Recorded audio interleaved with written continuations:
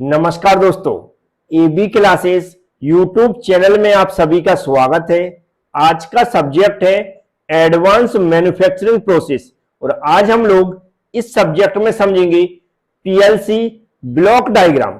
PLC block diagram क्या होता है, इसमें कौन कौन से कंपोनेंट यूज किए जाते हैं, उन कंपोनेंट का क्या फंक्शन होता है, सब कुछ समझने के लिए वीडियो पूरा देखें। जो मैं समझाऊंगा उसको ध्यान से सुने, समझ में जरूर आएगा। तो चलते हैं, स्टार्ट करते हैं। तो अब आप लोग ध्यान से सुनेंगे। सबसे पहले हम लोग जो यहां पर पीएलसी लिखा हुआ है इसका फुल फॉर्म पता कर लेते हैं। तो जो पीएलसी लिखा हुआ है इसका फुल फॉर्म होता है programmable logic controller. Programmable logic controller, ये इसका फुल फॉर्म होता है। ये जो पीएलसी ब्लॉक डायग्राम एक नॉर्मली ब्लॉक डायग्राम है, एक लाइन डायग्राम है। जो क्या दर्शाता है इसको भी हमें ध्यान से सुनना है। यहां पर बना हुआ है, ये दर्शाता है हमारे इनपुट मॉड्यूल, और इनपुट मॉड्यूल में जो भी हम डिवाइसेस यूज कर रहे हैं इसके कनेक्शन को दर्शाता है। जो हमारा आउटपुट मॉड्यूल है और आउटपुट मॉड्यूल में जो भी हम डिवाइसेस यूज कर रहे हैं उनके कनेक्शन को दर्शाता है। इसके अलावा जो यहाँ पर सीपीयू लिखा हुआ है, ये जो सीपीयू है इनपुट मॉड्यूल और आउटपुट मॉड्यूल के बीच में सीपीयू कैसे काम करता है, कैसे इनपुट को प्रोसेस करता है, कैसे ये आउटपुट को यहां पर दर्शाता है। तो ये क्या करता है, ब्लॉक डायग्राम है एक, जो मैंने अभी बताया है इनपुट मॉड्यूल और इनपुट डिवाइस के कनेक्शन को दर्शाता है। आउटपुट मॉड्यूल की डिवाइसेस के कनेक्शन को दर्शाता है। इन दोनों के बीच में, इनपुट मॉड्यूल और आउटपुट मॉड्यूल के बीच में सीपीयू कैसे काम करता है इसको दर्शाता है। तो यहां पर जो भी मैंने नाम लिए, इनपुट मॉड्यूल हो गया, पावर सप्लाई हो गई, आउटपुट मॉड्यूल हो गया, सीपीयू हो गई, प्रोग्रामिंग डिवाइस हो गई, मेमोरी हो गई, ये सभी कंपोनेंट का क्या फंक्शन है यहां पर ये भी समझना जरूरी है। तो आप सभी ने सीएनसी मशीन में देखा था या देखा होगा कि सबसे पहले किसी पार्ट्स की प्रोग्रामिंग तैयार की जाती है। पार्ट्स की प्रोग्रामिंग कहां पर तैयार की जाती है, कंप्यूटर के अंदर तैयार की जाती है, उसमें एक सॉफ्टवेयर इंस्टॉल होता है। तो यहां पर जो प्रोग्रामिंग डिवाइस लिखा हुआ है, ये प्रोग्रामिंग डिवाइस का मतलब है यहां पर कोई लैपटॉप हो सकता है या कोई कंप्यूटर हो सकता है। इस प्रोग्रामिंग डिवाइस में जो लैपटॉप और कंप्यूटर है इसका कनेक्शन हम लोग सीधा सीपीयू के अंदर कर देते हैं। सेंट्रल प्रोसेसिंग यूनिट क्या होता है, सेंट्रल प्रोसेसिंग यूनिट, इसका मतलब होता है सेंट्रल प्रोसेसिंग यूनिट। तो ये क्या होगा, जो भी यहां पर प्रोग्रामिंग डिवाइस है, जैसे मैंने बता दिया, कोई लैपटॉप हो सकता है, कोई कंप्यूटर हो सकता है, उसका डायरेक्ट हम सीपीयू से कनेक्ट कर देते हैं। तो यहां पर लैपटॉप या कंप्यूटर है उसके अंदर एक प्रोग्रामिंग तैयार करते हैं, कुछ कोड का यूज करते हैं। जिस तरह के हमें ऑपरेशन करना है किसी पार्ट्स के ऊपर या जो भी हम प्रोडक्ट बना रहे हैं, तो हमने क्या किया, सबसे पहले पार्ट्स की प्रोग्रामिंग तैयार की इसके अंदर। फिर सीपीयू के साथ एक मेमोरी कनेक्ट रहती है। क्या होती है मेमोरी एक स्टोरेज डिवाइस है। क्या एक स्टोरेज डिवाइस है। स्टोरेज डिवाइस का मतलब जो भी हम प्रोग्रामिंग तैयार कर रहे हैं उसका पूरा डाटा इस मेमोरी में स्टोर हो जाता है। तो ये क्या हो गई, मेमोरी हो गई। अब यहां पर लगा हुआ सीपीयू।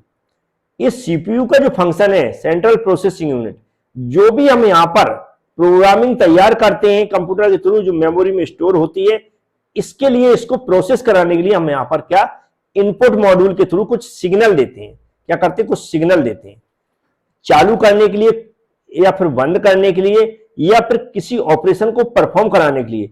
हम इनपुट के रूप में जो सिग्नल देते हैं वह किसी के थ्रू देते हैं, प्रोग्रामिंग के अंदर देते हैं, लेकिन कुछ कमांड का यूज करते हैं।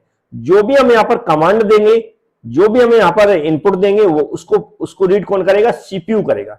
कौन करेगा, सीपीयू करेगा। तो जो प्रोग्रामिंग की गई है उससे वह रीड करता है कि हमें किस तरह काम करना है। तो सीपीयू ने क्या किया, जो यहाँ प्रोग्रामिंग पूरी स्टोरेज यहाँ स्टोर हमने कर दी पूरी मेमोरी के अंदर, वह इनपुट यहाँ जो देंगे वह उसको क्या करेगा, रीड करेगा कि इसको क्या करना है, क्या इसकी फंक्शनिंग करवाना है।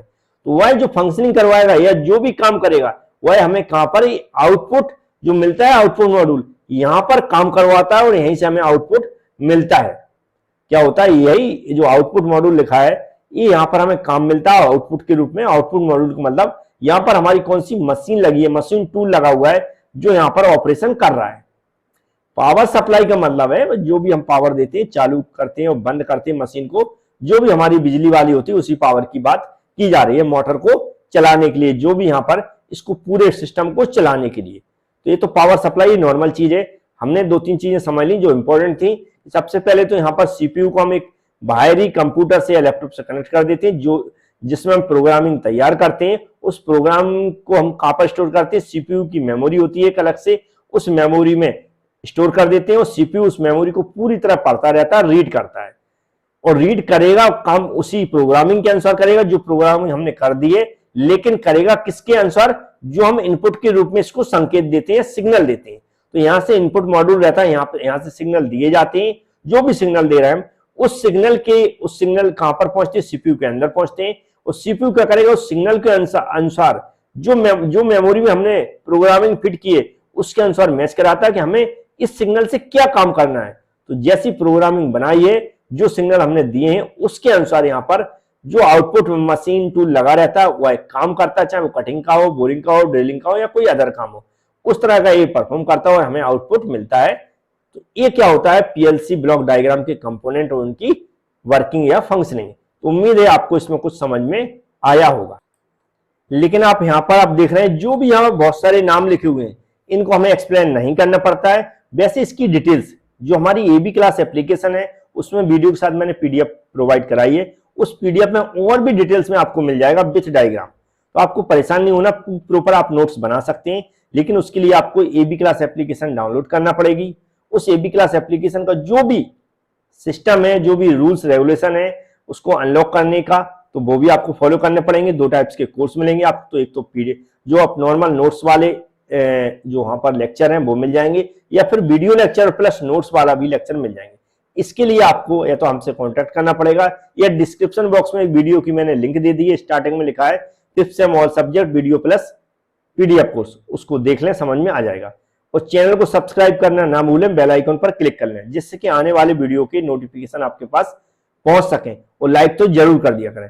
अब जो मैं समझा रहा हूं वहां पर चलता, मैं क्या था, यहाँ पर जो भी ये नाम लिखे हुए हैं ये इनपुट मॉड्यूल को चलाने का सिस्टम है, किस टाइप से हम सिग्नल दे रहे हैं उस टाइप के यहाँ पर कनेक्शन होते रहते हैं। तो यहाँ पर जो आउटपुट को चलाने के सिस्टम रहते हैं ये हमें इनको एक्सप्लेन नहीं करना है, बिल्कुल ही याद रखें, इनको एक्सप्लेन नहीं करना है। डायग्राम में आप इनको बनाएंगे तो भी चलेगा, नहीं बनाएंगे तो भी चलेगा, लेकिन यहाँ पर input module, output module, power supply, CPU, memory, programming, जो पार्ट्स हम एक्सप्लेन करने वाले हैं, जिनके थ्रू हम वर्किंग समझाने वाले हैं, वह जरूर वहां पर लिख के आए।